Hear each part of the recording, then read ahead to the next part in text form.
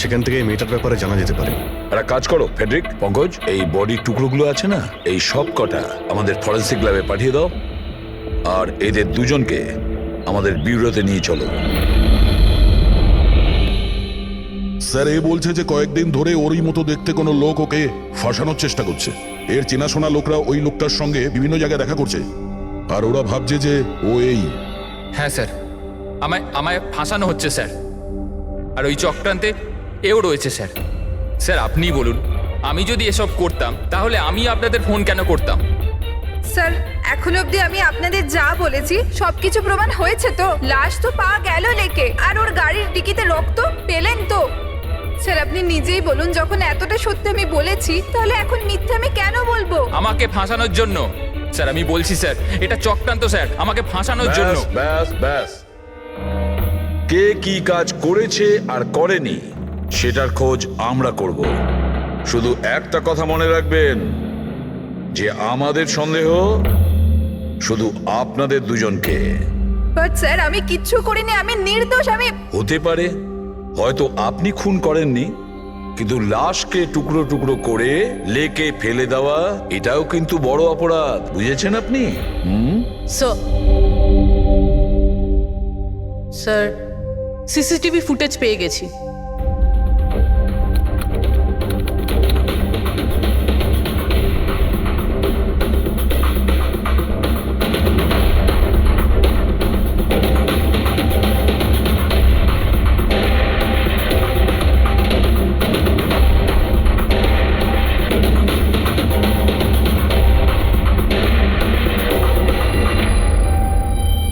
এ তো খালি।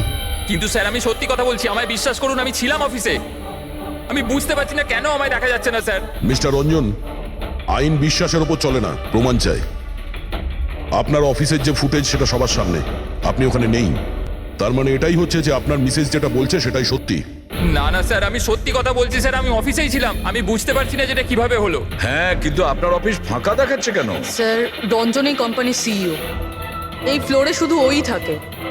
ও ছাড়া একজন পিয়নও আছে, সে সেদিনকে ছুটিতে ছিল।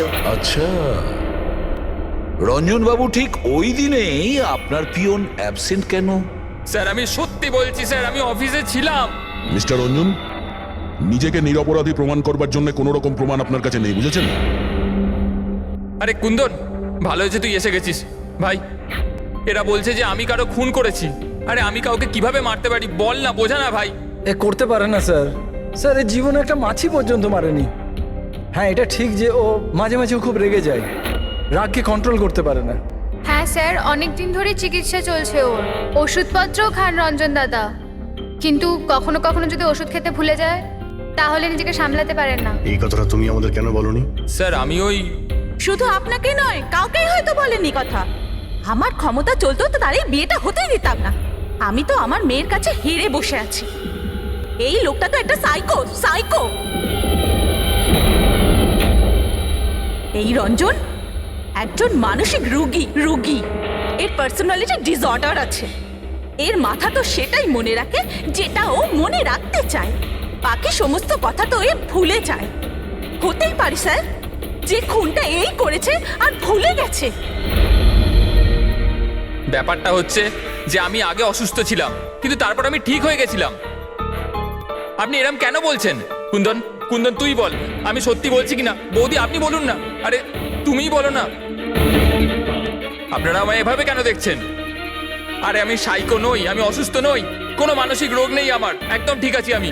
আরে বলো না বলো না। বাস, অনেক হয়েছে। এটা তোমার বাড়ি নয়, ব্যুরো। এই নাটক এখানে চলবে না। একটা কাজ করো, পাশের ঘরে গিয়ে এনাদের বসাও। যান ওই দিকটা যান যান। সমস্ত প্রমাণ ওই রঞ্জনের বিরুদ্ধে, আর তাছাড়াও ওর আচরণটা ঠিক নেই। কিন্তু বুঝে উঠতে পারছি না, জানি না কেন, আবার এই ব্যাপারটা এড়িয়েও যেতে পারছি না। ও বারবার আমাদেরকে বলছে যে অফিসের সিসিটিভি ফুটেজটা চেক করুন। আমি অফিসে ছিলাম, এতটা জোর দিয়ে কেউ বলতে পারে না। আরও একটা ব্যাপার স্যার, ফোন ওই করেছিল। কোনো খুনি এরকম কেন করবে? আর স্যার ওই ডিসোসিয়েটিভ পার্সোনালিটি ডিসঅর্ডার, হয়তো খুনটা করেছে আর তারপর ভুলে গেছে। এই রোগটাতে এরকমই হয় স্যার। হতে পারে, এটা হতেই পারে। একটা কাজ করি আমরা, এই যে সিসিটিভি ফুটেজ আছে না, এটাকে ল্যাবে পাঠাই, চেক করিয়ে দেখি এই ফুটেজটা কেউ কোনোভাবে এডিট করে চেঞ্জ করেছে কিনা। আর স্যার ওই একই রকম দেখতে ব্যাপারটা। ও এটা বলছে যে ওর বন্ধুরা ওর মতো দেখতে লোকটাকে দেখেছে, আর ওই লোকটা ওর বন্ধুগুলোকে চিনতেও পারেনি। চলো ওর বন্ধুদের সাথে কথা বলি, জিজ্ঞাসাবাদ করি, জেরা করি, তারপর দেখি ওদের কথায় কতটা সত্যি আছে। স্যার হতে পারে এই চৈতালি আর কুন্দন রঞ্জনের শুভাকাঙ্ক্ষী হওয়ার চেষ্টা করছে, হয়তো তা নয়। আর এদিকে শায়লা, উনি তো চানই এই দোষটা রঞ্জনের ওপর আসুক, যাতে ওনার মেয়েকে আর এই বিয়েটা করতে না হয়। স্যার স্যার যে মেয়েটা মারা গেছে ওর ফটো হসপিটালের ক্লিনিকে পাঠিয়ে দিয়েছি, ওকে শনাক্ত করা হয়েছে। ওর নাম হলো অনামিকা। দুদিন আগেই ওখানে গেছিল ওর আঘাত দেখাতে। অনামিকা, অনামিকা, এই অনামিকার পুরো ফোন রেকর্ড চেক করো, খোঁজ নাও এ কোথায় থাকতো, কি করতো, এর সঙ্গে রঞ্জনের কি সম্পর্ক ছিল।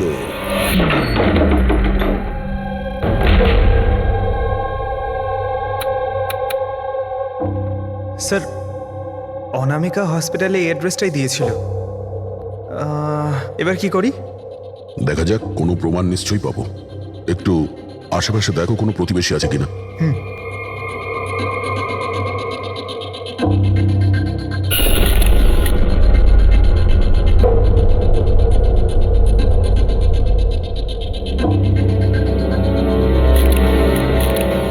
স্যার হ্যাঁ, এর নাম অঙ্কিত, অনামিকার প্রতিবেশী। হ্যালো স্যার, কি হয়েছে বলুন? অনামিকা ঠিক আছে তো? না, অনামিকার খুন হয়ে গেছে, আর আমরা সেই জন্যই এর তদন্ত করছি। আপনি ওর ব্যাপারে কিছু বলতে পারেন যার সাহায্যে আমরা খুনি পর্যন্ত পৌঁছতে পারি? না স্যার, আমি ওর ব্যাপারে বেশি কিছু তো জানি না। হ্যাঁ, তবে এটুকু জানি যে ও অ্যাসিস্ট্যান্ট ডাইরেক্টর ছিল আর এখন একটা ইন্টারন্যাশনাল শর্ট ফিল্মে কাজ করছিল। ইন্টারন্যাশনাল শর্ট ফিল্মে? আচ্ছা, ওর কোনো বন্ধু কিংবা আত্মীয় যে এখানে ওর সঙ্গে থাকতো? ও তো এনারাই ছিল স্যার, এই কিছু মাস আগেই এখানে থাকতে এসেছিল। আমি তো ওর পরিবারের কাউকে দেখিনি। হ্যাঁ, ওর একটা বয়ফ্রেন্ড ছিল যার সাথে ও ঘন্টার পর ঘন্টা ফোনে কথা বলতো। ও ফোনে যার সঙ্গে কথা বলতো ও যে ওর বয়ফ্রেন্ড ছিল, এটা আপনি কি করে জানলেন? স্যার আসলে আমি ওর কথাগুলো শুনেছিলাম। ও ব্যালকনিতে দাঁড়িয়ে ওর সাথে খুব জোরে জোরে কথা বলতো অনেকক্ষণ। আর ওদের কথা শুনে মনে হতো স্যার ওর বয়ফ্রেন্ড ভালো লোক নয়। ঝগড়া হতো খুব দুজনের, কথা শুনে মনে হতো নিজেদের মধ্যে মারপিটও করে। ইনফ্যাক্ট এই দুদিন আগেই ওরা নিজেদের মধ্যে মারপিট করেছে।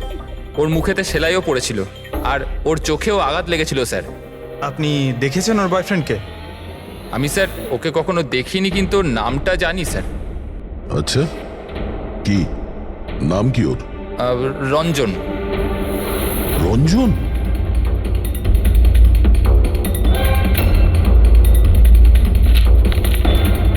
স্যার হ্যাঁ, এই দেখুন, এই অনামিকার পাসপোর্টে এই বার্সেলোনার ভিসা লাগানো রয়েছে। বার্সেলোনা? এ কি স্পেনে যেতে চাইছিল নাকি? স্যার অনামিকা স্পেন থেকেই এসেছিল স্যার, আমি ওদের কথা শুনেছিলাম। স্যার ও বিরক্ত হয়ে গেছিল রঞ্জনের জন্য, সারা জীবনের জন্য স্পেন ফিরে যেতে চাইছিল। স্যার আমার মনে হয় ওর খুন রঞ্জনই করেছে। ও চাইতো না যে ও স্পেনে চলে যাক।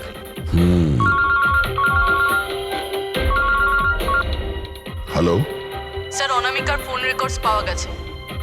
একটা নাম্বারে যেটাতে ও সবচেয়ে বেশি কথা বলতো সেটা রঞ্জনের কোম্পানির নামে রেজিস্টার্ড আছে।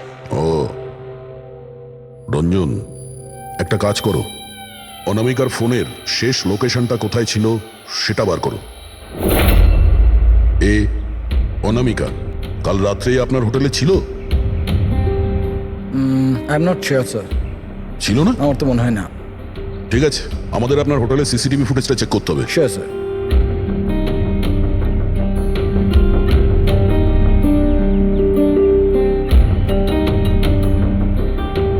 এই তো অনামিকা।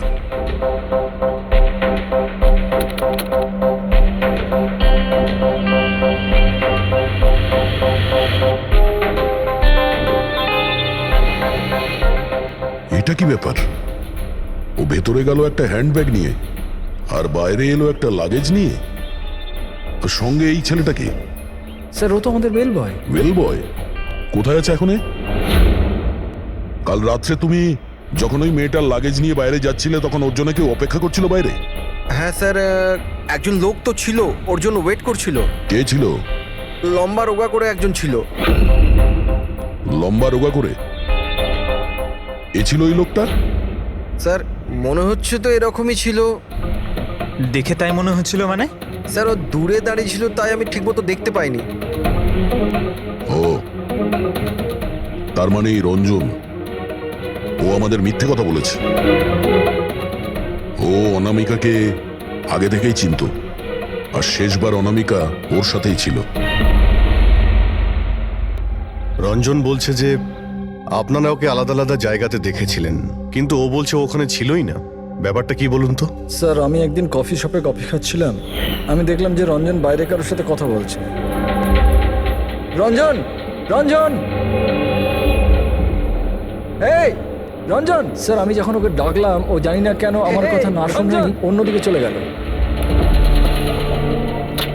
রঞ্জন! কিন্তু স্যার যখন আমি এই ব্যাপারে ওর সঙ্গে কথা বললাম তখন ও বললো যে ওখানে ছিলই না। আমি জানি না ও কেন মিথ্যে কথা বললো। আর লীলা দেবী, ওকে আপনি কোথায় দেখেছিলেন? কান্দিওয়ালাতে একটা জুয়েলারি শপে। ওর সঙ্গে একটা মেয়েও ছিল। রঞ্জন, রঞ্জন! আচ্ছা,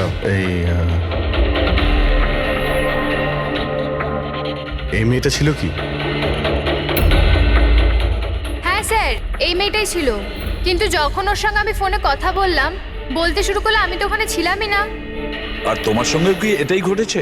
হ্যাঁ স্যার, ও বাজারেতে আমার সামনে দিয়ে যাচ্ছিল। আমি ওকে হাত দেখালাম, হাই বললাম, মদন রে, কিন্তু ও সরাসরি আমি ইগনোর করলো, অটোতে বসলো, রঞ্জন! চলে গেল। এদিকে দেখ ভাই, আমি রঞ্জন, রঞ্জন! ঠিক আছে, thank you very much. Sir এদের কথা শুনে মনে হচ্ছে রঞ্জন ইচ্ছে করে ওদের সামনে এসেছিল আর এরকম বিহেভিয়ার করেছে। কিন্তু অভিজিৎ, কি কারণ হতে পারে? এরকম ব্যবহার কেন রঞ্জন করেছিল? না না না না, কিছু না কিছু গোলমাল তো নিশ্চয়ই আছে অভিজিৎ। যেখানে যেখানে এরা রঞ্জনকে দেখেছে না, দেখি ওখানে কোনো সিসিটিভি ফুটেজ পাওয়া যায় কিনা।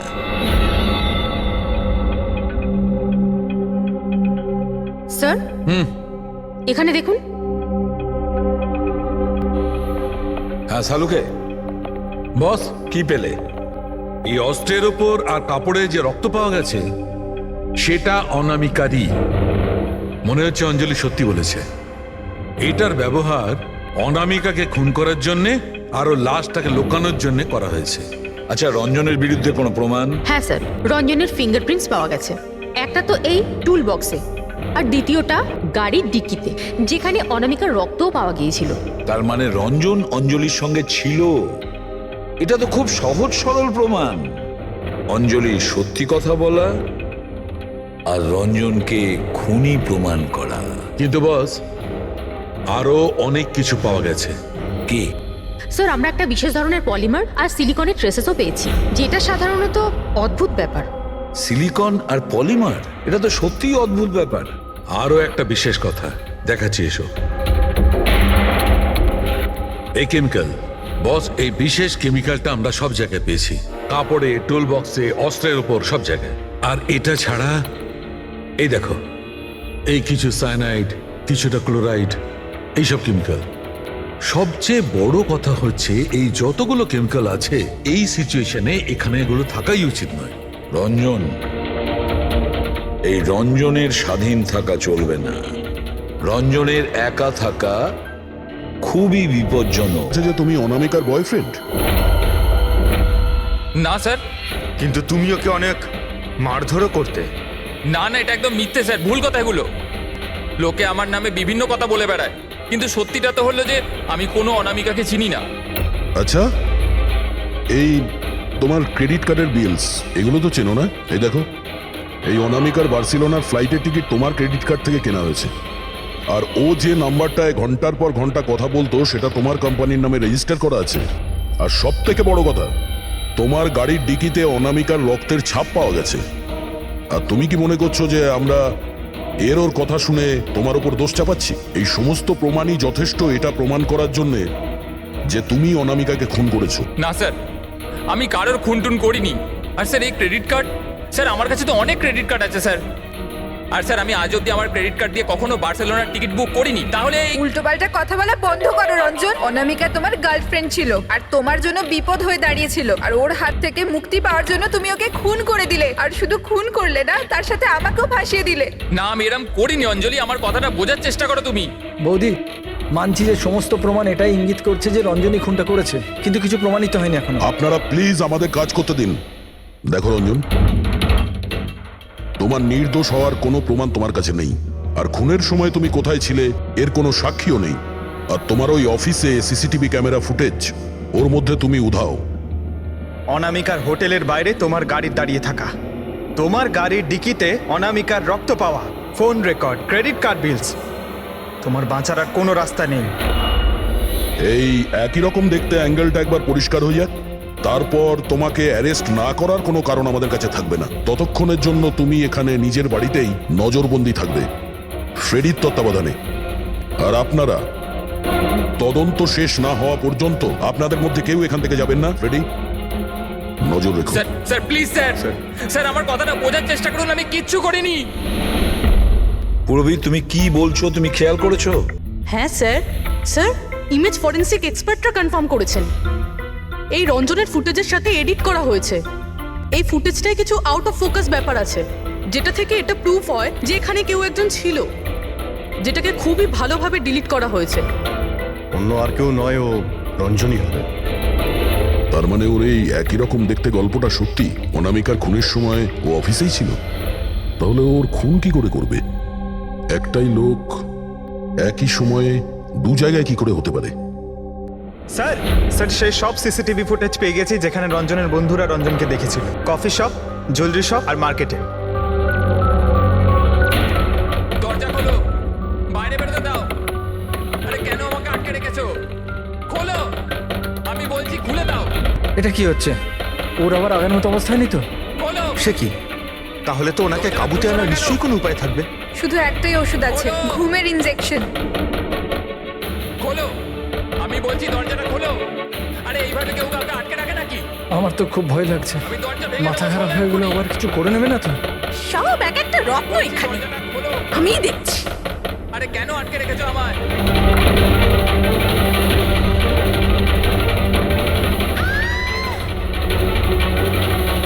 এই রঞ্জন, এই রঞ্জন, রঞ্জন দাঁড়াও বলছি। মা মা মা, আস্তে আস্তে আস্তে। ও মাই গড, এইটা কি করে হলো? আমি ডাক্তারের খবর দিচ্ছি। হ্যাঁ, তুমি ঠিক আছো তো মা? ও মাই গড, কি করে লাগলো তোমার? স্যার এটা কফি শপের ফুটেজ।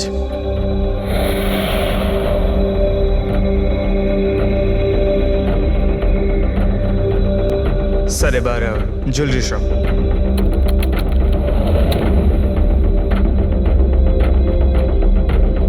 এটার সঙ্গে অনামিকাও ছিল। এখনো পর্যন্ত সবকিছু তো নর্মালি লাগছে।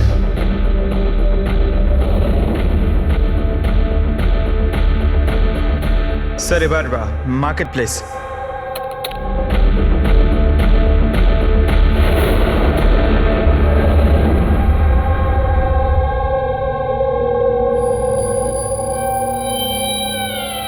পঙ্কজ, একটু রিওয়াইন্ড করো।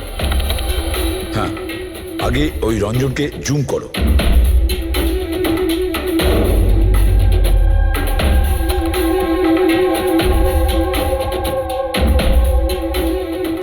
এই দেখো, এর হাঁটা চলা একটু আলাদা। ও অন্য ধরনের জুতো পরে রয়েছে।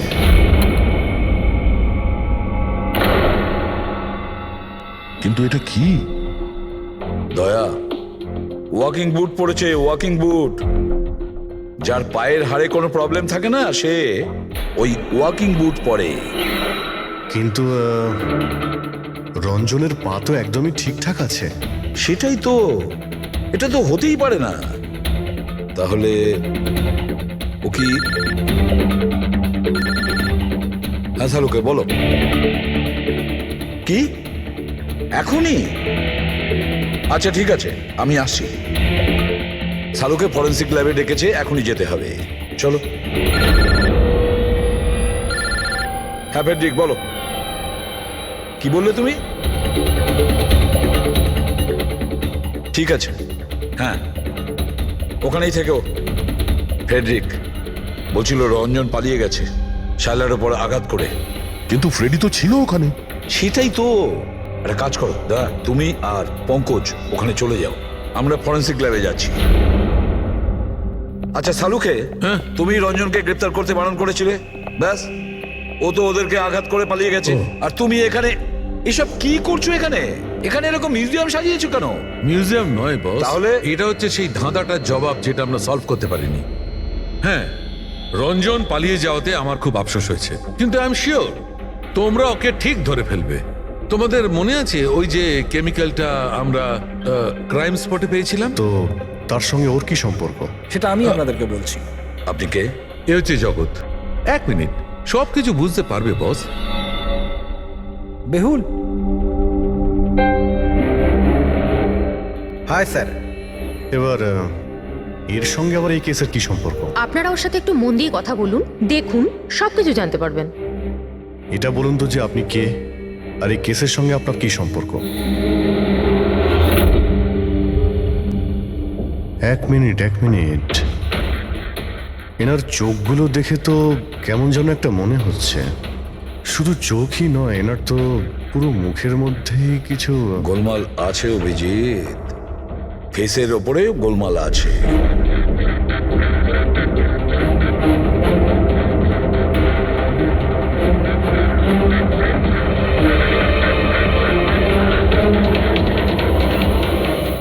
ও থ্যাংক ইউ বেহুল। এটা কি? আমি বলছি বস, ওই কেমিক্যালস যেটা ক্রাইম স্পটে পাওয়া গেছিল, আসলে ওই কেমিক্যালটা এই ধরনের মাস্ক আর নকল রক্ত তৈরি করতে কাজে লাগে। বিশেষ করে এই সিলিকন মাস্ক, যেটা ওই সিনেমাতে ব্যবহার হয়। সব থেকে বড় ব্যাপার হচ্ছে এর মধ্যে চোখের পাতা থাকে না, আর চোখের জন্য এখানে গর্ত একটা থাকে আসল মুখের মতো, যাতে যে এটা পড়বে তার আসল চোখটা এই গর্ত থেকে বেরিয়ে এসে যাতেও দেখতে পায়। আর স্যার, এটাকে বানানো কিন্তু অত সহজ নয়। হাই কোয়ালিটির সিলিকন আর পারদর্শী লোকই এটা বানাতে পারে। লেটেস্ট টেকনিকের জন্য স্যার, এটা যে পড়বে তার যে মুখের ভাব, সেটাই মাস্কে ফুটে উঠবে। এর থেকে তো একটা কথা পরিষ্কার অভিজিৎ, কেউ রঞ্জনের মতো দেখতে হুবহু একটা মুখোশ বানিয়েছে, একটা মাস্ক বানিয়েছে। রঞ্জনের মতো হাইটের কেউ ওরই মুখের মতো কোনো মাস্ক বানিয়েছিল আর লোকেদের বোকা বানাচ্ছিল। হ্যাঁ, আর সেই জন্যই সবাইকেও দূর থেকে দেখা দিয়েছিল, কারণ যদি কাছে আসতো তাহলে সবাই বুঝে যেত কোনো মাস্ক পরে আছে। আর স্যার অঞ্জলি, ও তোর সাথেই ছিল, ওর সাথে কথাও হয়েছে, ওর সাথে লাশটা লুকোনোর চেষ্টা করেছে। ওর মুখে রক্তও লেগেছিল, আর ওখানে লাশগুলোকে কাটছিল আর লুকিয়ে রাখার চেষ্টাও করেছিল। তাই হয়তো তাড়াহুড়োতে কোনো খেয়ালই করেনি। আর তাছাড়াও এই যে একই রকম দেখতে না, নিশ্চয়ই ওর পায়ের হাড়ে কোনো প্রবলেম ছিল, তাই ও ওয়াকিং বুট পরেছিল। আর এই মাস্ক তৈরি করাও এত সহজ নয়। স্যার, এই মাস্ক ফিল্ম প্রজেক্টেই কাজে লাগে। ও হ্যাঁ, তবে এটুকু জানি যে ও অ্যাসিস্ট্যান্ট ডাইরেক্টর ছিল আর এখন একটা ইন্টারন্যাশনাল শর্ট ফিল্মে কাজ করছিল। স্যার, দয়া বলছিল যে অনামিকা ও নাকি কোনো ইন্টারন্যাশনাল শর্ট ফিল্মে কাজ করছিল। ওর পক্ষে এগুলো করা তো খুবই সহজ। তার মানে ও রঞ্জনের গার্লফ্রেন্ড ছিল না, ওকে নিজেরই খুনে ফাঁসানোর চেষ্টা করেছিল। সেই জন্যই ও বেল বয়কে গাড়ি অব্দি নিয়ে গিয়েছিল। স্যার, নিজের প্রতিবেশীর সামনে রঞ্জনের সাথে ফোনে কথা বলার নাটক করেছিল। মানলাম অভিজিৎ, আমি মানলাম, কিন্তু কেউ নিজের মৃত্যুর ষড়যন্ত্র নিজে কেন করবে? মানে আমি বলতে চাইছি, অনামিকা তার নিজের মৃত্যু কেন নিজে ডেকে আনবে? না না না না, কিছু তো একটা গোলমাল আছেই। কেউ তো একজন আছে যে অনামিকাকে শিখণ্ডি খাড়া করেছে, আর সেই পুরো কেসটার মাস্টার মাইন্ড, বুঝেছো? আপনাদের মাথা খারাপ আছে? ফ্রেডি ইনজেকশন নেওয়ার জন্য ভেতরে গেছে, আর তোমরা ওই লোকটাকে ছেড়ে দিলে। আমরা তোকে পালাতে দিইনি, আমরা কি দরজা খোলার কি দরকার ছিল? ওই লোকটা যে মানসিক অবস্থা নিয়ে এখান থেকে পালিয়ে গেছে, কে জানে কার সাথে কি করে দেবে। শায়লা দেবীর ওপর হামলা করেই দিয়েছে। স্যার, একটা কথা বুঝতে পারলাম না, ওরা তোমাদের দুজনের সামনে থেকে পালালো আর তোমরা ধরতে পারলে না ওদের? স্যার আমরা খুব ভয় পেয়ে গেছিলাম, আর সব কিছু এত তাড়াতাড়ি হলো। স্যার আমরা যদি মাঝখানে আসতাম তাহলে আমাদের উপরও তো হামলা করতে পারতো না স্যার। হ্যাঁ, যেমন ভাবে আন্টিকে হামলা করেছিল আমাদেরও করতে তাহলে। হ্যাঁ, এক মিনিট, শায়লা দেবীর ওপর হামলা? কিন্তু কিভাবে? ওর কাছে অস্ত্র কি করে এলো? এখানে তো কোনো অস্ত্র ছিল না, আমরা সমস্ত অস্ত্র সরিয়ে দিয়েছিলাম। হ্যাঁ হ্যাঁ স্যার, শুধু ঘরে কেন, কিচেনেও সবজি কাটার কোনো ছুরি পর্যন্ত নেই।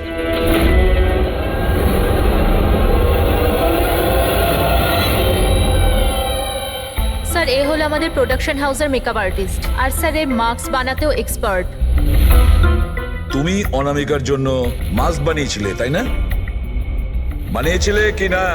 হ্যাঁ স্যার, উনি আমাকে টাকা দিয়েছিলেন, আর এটা তো আমার কাজই স্যার। তাহলে এটাও বলে ফেলো যে কাজটা কার জন্য করেছিল, এই মাস্কটা কার পরার কথা ছিল। বলো বলো, তাড়াতাড়ি বলো, সময় নেই আমাদের। আর হ্যাঁ, যার মুখের তুমি মাস্ক বানাও তার মাপ নেওয়ার দরকার আছে, ম্যাপিং করার দরকার আছে। হ্যাঁ স্যার। কার জন্য বানিয়েছিল ওই মাস্ক? কে ওই মাস্কটা পরতো বল।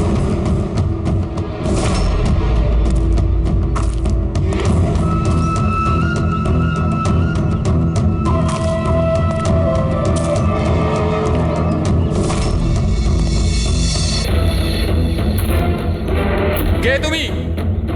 হ্যাঁ, কে তুমি? কি চাও? কেন আমাকে বেঁধে রেখেছো? আমার তো মনে হয়েছিল আমাকে দেখে তুমি খুব খুশি হবে, কারণ আমিই তো হচ্ছি সে যাকে তুমি খুঁজে চলেছ। তোমারই আর এক রূপ। রূপ? কিন্তু তোমার মুখ তো আমার সাথে মেলে না। কারণ এটাই, আমি তোমার মতন মুখের মাস্ক পরে নেই এখন, নাহলে তুমি আমাকে চিনতে পারতে না যে আসল তুমি না আমি। আর একটা কথা, আমি তোমার আওয়াজে কথাও বলতে পারি। কিন্তু তুমি এমন কেন করছো? যাতে অনামিকার খুনের জন্য তোমার জেল হয়ে যায়। কিন্তু আমার তোমার সাথে কি শত্রুতা? আমি তো তোমাকে চিনি অবধি না। ওসব জেনে তুমি কি করবে? এখন তো শুধু এইটুকুনি জেনে রাখো যে আমার এত পরিশ্রমে সিআইডির লোকেরা জল ঢেলে দিয়েছে, আর আমার কাছে শুধুমাত্র এখন একটাই রাস্তা বাকি আছে, যে তোমাকে আমি মেরে ফেলবো। না! সিআইডি, তোমরা এখানে কি করে? তোমাকে ফলো করতে করতে এখানে পৌঁছেছি। ওই মেকআপ ম্যান সবকিছু বলে দিয়েছে তোমার ব্যাপারে। খুব ভুল করেছো তোমরা এখানে এসে। রঞ্জনকে তো আমি কিছুতেই ছাড়তে পারবো না, কারণ আমি ওকে মারবার জন্য কন্ট্যাক্ট নিয়েছি। কিন্তু এখন তোমরা ওর সঙ্গে মরবে।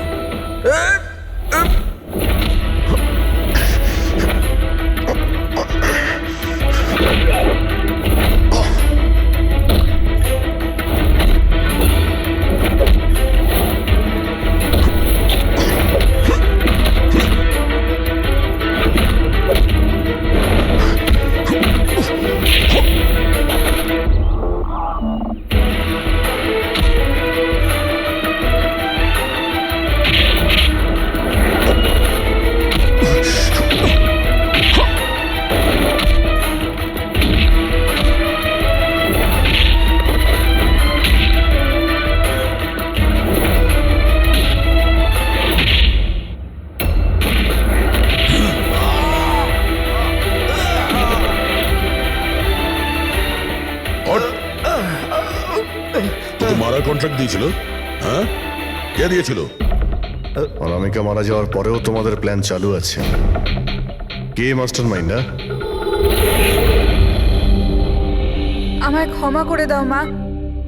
তোমার মতের বিরুদ্ধে গিয়ে বিয়ে করে আমি অনেক বড় ভুল করে ফেলেছি। কখনো ভাবতেও পারেনি যে ওইসব করতে পারে। রঞ্জন কোথায়? ওকে পেলেন না আপনারা? পাওয়া গেছে রঞ্জনকে। আপনারা সবাই এটা জেনে হয়তো অবাক হবেন যে রঞ্জন নির্দোষ। এটা আপনারা কি বলছেন? খুন রঞ্জনই করেছে? একদম না, রঞ্জন খুন করেনি। খুন করেছে আপনাদের মধ্যেই কেউ একজন। আমরা? কিন্তু আপনি তো জানেন যে এদের সবার উপস্থিতিতেই রঞ্জন আমাকে আঘাত করেছে। কি করে করলো?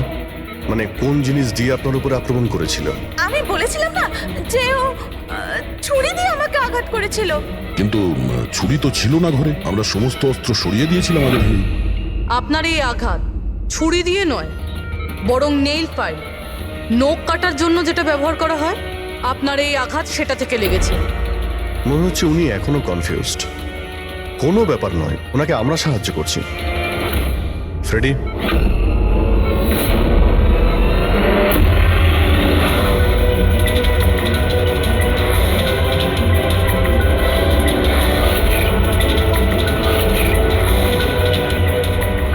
শাইলা ম্যাডাম, আমরা জানতে পেরে গেছিলাম অনামিকার প্রতিবেশী অঙ্কিত এসবের সঙ্গে যুক্ত। তো এই জন্য আপনি আমায় বাড়ি থেকে তাড়িয়ে দিয়েছিলেন, যাতে আমার কিডন্যাপ করে আপনি আমাকে খুন করতে পারেন। মা, তুমি এই খবরদার খবরদার যদি আমাকে মা বলে ডেকেছিস তো। মা শব্দের অর্থ কি হয় তোমরা দুজন জানো? স্যার, এ আমার অনিচ্ছা সত্ত্বেও রঞ্জনের সাথে বিয়ে করলো আর আমার সাথে সব সম্পর্ক চিরদিনের মতন ত্যাগ করলো। আর আজ এরা আমার সম্পত্তির অধিকার চাইতে শুরু করেছে। এই সব এই রঞ্জনের কাজ। এই উস্কেছে আমার মেয়েকে, আমার একমাত্র সন্তান, নিজের স্বামীর সঙ্গে মিলে ধীরে ধীরে আমাকে বিষ দিয়ে মারতে শুরু করলো।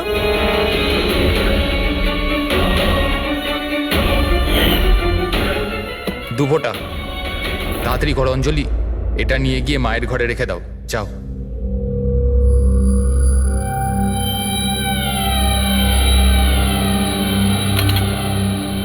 কিন্তু আপনি অনামিকার খুন করলেন কেন? ওর কোনো দোষ ছিল না, কিন্তু আমার কাউকে তো একটা দরকার ছিল এই সব কিছু করার জন্য।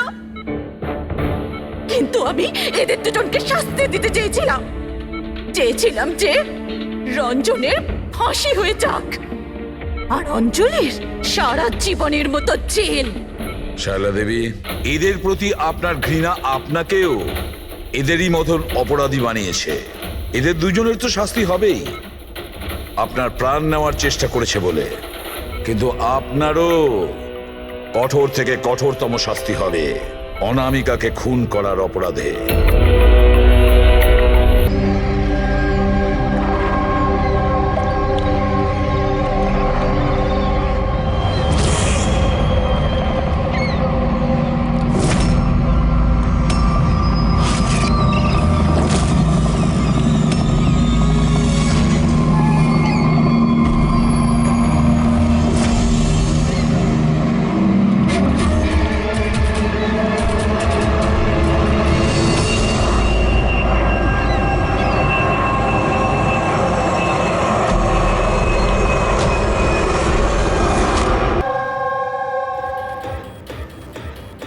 এগারোটা বেজে গেছে,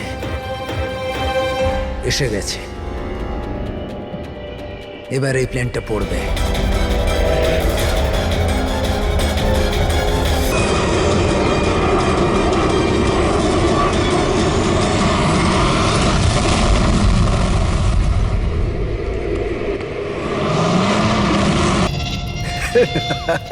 মজা দেখলাম।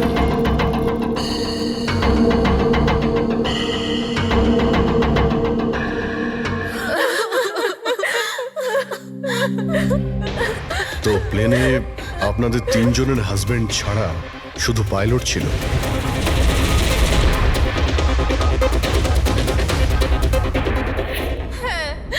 আর এখনো অবধি কোনো খবর পাননি আপনারা? দেখুন, অথরিটিকে পুরো জিজ্ঞাসাবাদ করেছি, আর ওরা বলেছে যে প্লেনে কোনো টেকনিক্যাল প্রবলেম ছিল না। তাহলে আপনাদের এরকম কেন মনে হচ্ছে যে ওটা অ্যাক্সিডেন্ট ছিল না, ওটা প্লেন ক্র্যাশ ছিল না, বরং কেউ জেনে শুনে ওদেরকে খুন করেছে? ওনাকে অনেক দিন ধরে কেউ ফোন করে হুমকি দিচ্ছিল। দেখুন, আপনাদের হাজবেন্ড তো নামি দামি বিল্ডার্স, তাই হুমকি দেওয়া ফোন তো আপনাদের আসতেই পারে, তাই না? কিন্তু এক্স্যাক্টলি কি হয়েছিল বলুন তো আপনারা। হ্যাঁ, ওরা 3 জন সুরাট যাচ্ছিল কোনো জমি কিনতে, কিন্তু কিছু বিল্ডার্স ছিল যারা চাইতো না এই ডিলটা হোক। হ্যাঁ স্যার, কোটি টাকার ডিল ছিল। নিশ্চয়ই এই কাজ ওদের মধ্যেই কারোর হবে। আচ্ছা, হুমকি দিয়ে কেউ ফোন করলো আর আপনারা পুলিশের কাছে কেন রিপোর্ট করেননি? স্যার, আমরা পুলিশের কাছে যেতে চেয়েছিলাম, তো আমাদের হাজবেন্ডরা আমাদের বাধা দিল। হ্যালো, কে বলছেন? খবরদার যদি ওই সুরাটের জমিটার ব্যাপারে ভেবেওছো তুমি, বুঝেছো? হুমকি দিচ্ছেন আমাকে? হুমকি ভাবো তুমি। কাল সকাল 11টার সময় তোমার জীবনের শেষ নিঃশ্বাস নেবে তুমি। আপনার যা করার করে নিন, এই ডিল তো আমি করেই ছাড়বো। প্লেন ক্র্যাশও ঠিক 11টার সময় হয়েছিল স্যার। 11টা বেঁচে গেছে, এবার এই প্লেনটা পড়বে।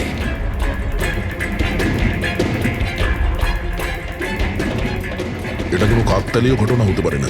আপনি বলুন স্যার, যে একটা জমির টুকরো কারোর জীবনের থেকে বড় হতে পারে কি?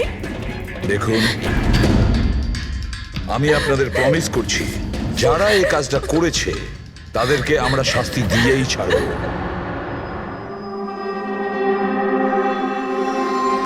স্যার, আমাদের 5 বছর হয়ে গেছে এই কাজ করছি, আজ পর্যন্ত একটাও ভুল হয়নি। আমাদের কাজে ভুল হওয়ার কোনো সম্ভাবনাই নেই স্যার। যদি স্যার প্লেনে কোনো প্রবলেম থাকতো তাহলে আমরা ওটাকে উঠতে দিতাম না। তাহলে আপনাদের কথা অনুযায়ী প্লেনে কোনো প্রবলেম ছিল না? একদমই নয় স্যার। তাহলে প্লেনটা ক্র্যাশ হলো কি করে? হ্যাঁ, 4 জন মারা গিয়েছেন, কে দায়িত্ব নেবে তার? স্যার, আমি নিজেই খুব অবাক হয়েছি যে এটা ঘটলো কি করে। ফ্লাইট রেকর্ডার জানেন তো আপনারা, যাকে আমরা ব্ল্যাক বক্স বলি, সেখানেও সবকিছু নর্মাল দেখাচ্ছে।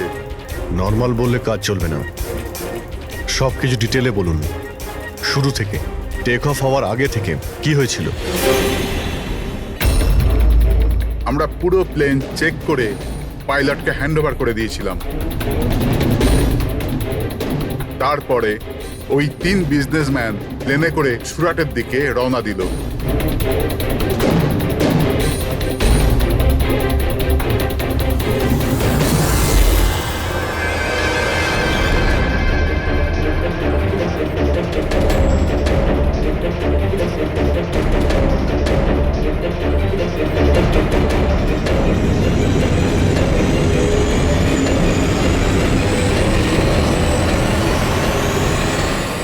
স্যার, আমরা টেক অফের পারমিশন রেডিওর ফ্রিকোয়েন্সি থেকে পাই, মেন টাওয়ার থেকে।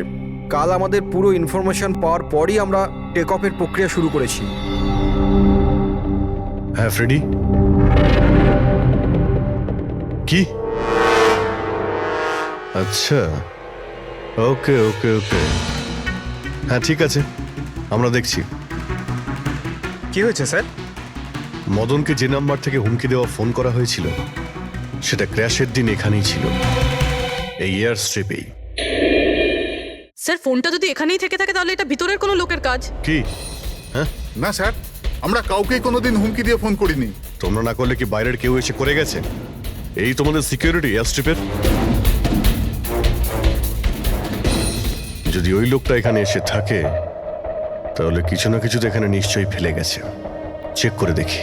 স্যার, এই জায়গাটা তো পুরো পরিষ্কার। ও যদি কোথাও লুকায় তাহলে ওই হ্যাঙ্গারের কাছে কোথাও লুকিয়েছিল। ঠিক আছে, ওখানে দেখি। আপনারা আসুন আমাদের সঙ্গে।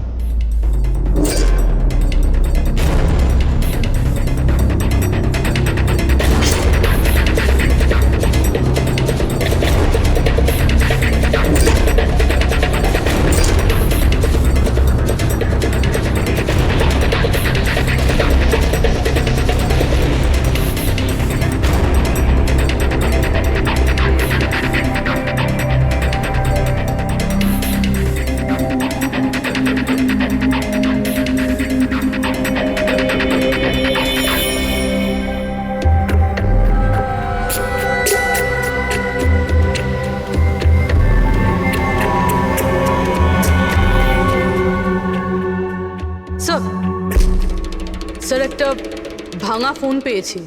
স্যার, আমার মনে হয় হুমকি দেওয়ার জন্য এই ফোনটাই ব্যবহার করেছিল। হতে পারে, ইউজ করে ভেঙে দিয়েছে। রেখে দাও, কিছু প্রমাণ তো নিশ্চয়ই পাওয়া যাবে। কোথায় পেলে তুমি এটা? স্যার, ওখান থেকে। স্যার, এখানে।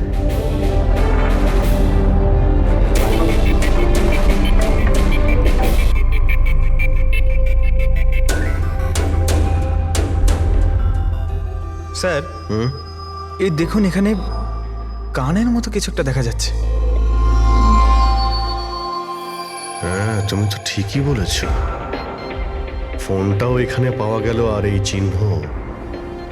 এমনটা নয় তো যে ওই অপরাধী এখানে হেলান দিয়ে ফোনে কথা বলছিল আর আমাদের জন্যে ও প্রমাণ রেখে গেছে এখানে। একটা কাজ করো, এর ছবি তুলে নাও। স্যার কানের চিহ্ন দিয়ে কিছু বোঝা যাবে? আরে কিছু না কিছু তো পাওয়া যাবে। ডক্টর সালুকাকে দেব, উনি শিওর কিছু করবেন।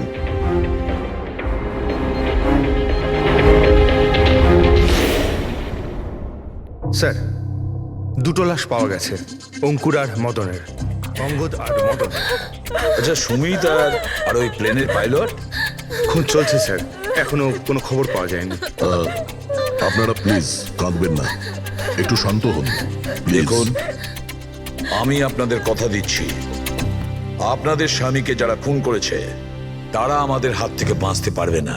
স্যার, হ্যাঁ স্যার এই ফোনটা পেয়ে গেছি, যে ফোন থেকে হুমকি দেওয়া ফোনটা করা হয়েছিল। কিন্তু স্যার আমরা ওখানে পৌঁছানোর আগেই খুনি এই ফোনটা ভেঙে দিয়েছে, যাতে আমরা ওর অবধি পৌঁছতে না পারি। স্যার আমরা জানি এটা কে করেছে। চেনেন আপনারা কে কে খুন করেছে? রণদীপ আর শশী। রণদীপ আর শশী কারা? হ্যাঁ স্যার এই দুজন বিল্ডার্স, এরা চাইতো না যে আমাদের তিনজনের স্বামী এই ডিলটা করুক।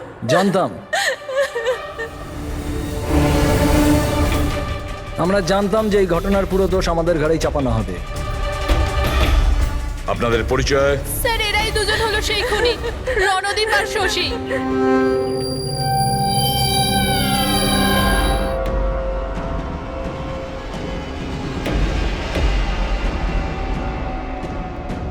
জানি না এই মহিলাদের আমাদের সঙ্গে কি শত্রুতা আছে, যাই হোক না কেন আমাদের উপরই সবসময় দোষারোপ। আর আগেও একবার এরা আমাদের মিথ্যে অভিযোগে গ্রেফতার করিয়েছিল। আচ্ছা, কোন অপরাধে গ্রেফতার করিয়েছিল আপনাদের? আমাদেরও একটু বলুন। স্যার প্রথমবার যখন অঙ্কুরকে কল করে হুমকি দিয়েছিল, তো আমি পুলিশে রিপোর্ট লিখিয়েছিলাম এই রণদীপের বিরুদ্ধে। আর পুলিশ আমাকে গ্রেফতারও করেছিল, কিন্তু পরে আমি নির্দোষ প্রমাণিত হই। হ্যাঁ স্যার, আসলে ওই হুমকি দেওয়া ফোন ওই গ্রামবাসীদের ছিল যাদের জমি এরা নিতে চেয়েছিল। হ্যাঁ, ওই গ্রামের লোকগুলো তো এখনো জেলেই আছে। তো এই বাজে কাজটা তোমরা ছাড়া আর কে করতে পারে? দেখলেন স্যার, আবার আমাদের ওপর অভিযোগ। যদি আমরাই হামলা করে থাকি তাহলে সিআইডির কাছে আমরা কেন আসবো? কোনো ব্যাপার না, খুব তাড়াতাড়ি সমস্ত সমস্যার সমাধান হয়ে যাবে। হ্যাঁ, কারণ আমরা ওখানে অপরাধীর কানের চিহ্ন পেয়েছি। আর ব্যাস, সেটা থেকে তো আমরা পুরোটা জেনেই যাব যে খুনি কে। এই দেওয়ালে যে কাঁচা রং ছিল, ওখানে এই যে কানের ছাপটা দেখা যাচ্ছে, এই কানের ছাপটা দেখো। কিছু দেখতে পাচ্ছ এতে? ওই কানের প্রিন্টে স্টারের মতন দেখতে কিছু ইমপ্রিন্ট আছে। আরো একটা কথা, এই যে অপরাধী, এ সমুদ্রের আশেপাশে থাকে। এইটা কিভাবে জানতে পারলেন স্যার? আমি বলছি, এই ফোনটা, এই ফোনের যে ভাঙা অংশটা, এর ওপর আমি কিছু সমুদ্রের বালি আর মাছের কাঁটার টুকরো পেয়েছি। আচ্ছা আচ্ছা, তো যখন ওই লোকটা তার জুতো দিয়ে ফোনটা ভেঙেছিল, তখন ওই বালি আর ওই মাছের কাঁটা জুতো থেকে বের হয়ে ফোনের মধ্যে চলে আসে। জুতোয় বালি আর মাছের কাঁটা হতে পারে। ওই লোকটা ফিশ মার্কেটের আশেপাশে থাকে। এখানে তো দুটো ফিশ মার্কেট আছে, একটা ভার্সোভা জেটিতে আর একটা মার্ড আইল্যান্ডে।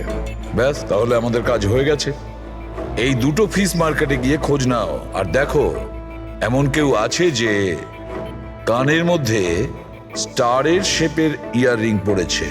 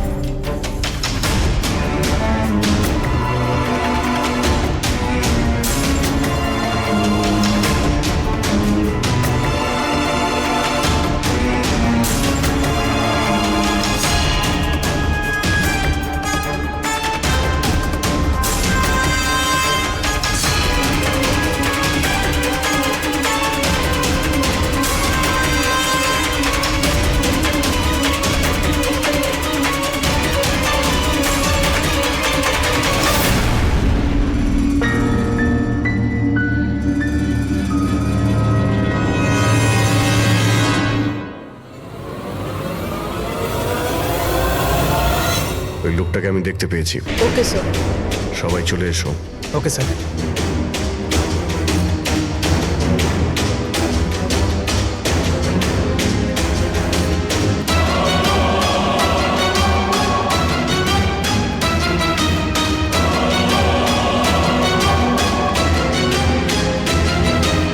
কারোর সঙ্গে মিটিং হওয়ার কথা।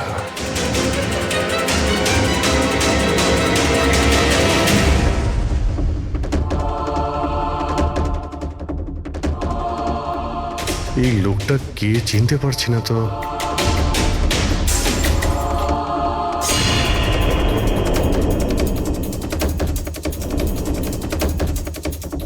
স্যার এটা তো সচিন। এয়ারপোর্ট অথরিটিজ মরে যাওয়া পাইলটদের লিস্টে এর ছবি দেখিয়েছিল। এই পাইলটটা সচিন। এই সচিন বেঁচে আছে? স্যার ও যদি প্লেন ক্র্যাশে মারা না যায় তাহলে এই এখানে লুকিয়ে কি করছে? তাই তো, সামনে আসছে না কেন?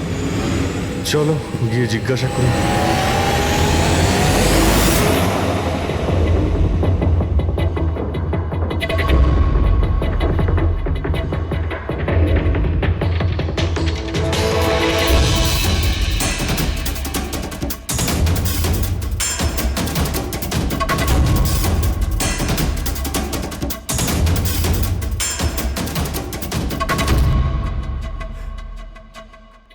স্যার।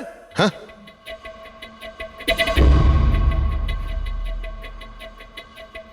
স্যার এ তো মারা গেছে। মারা গেছে? ওই দেখুন স্যার, সচিন পালাচ্ছে।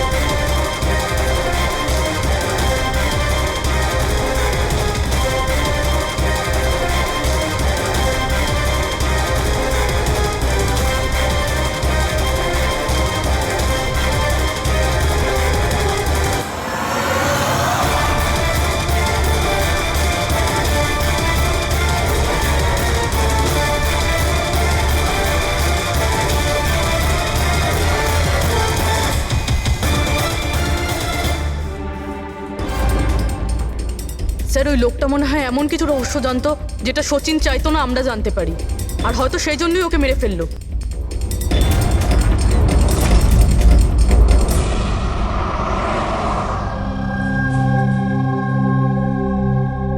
স্যার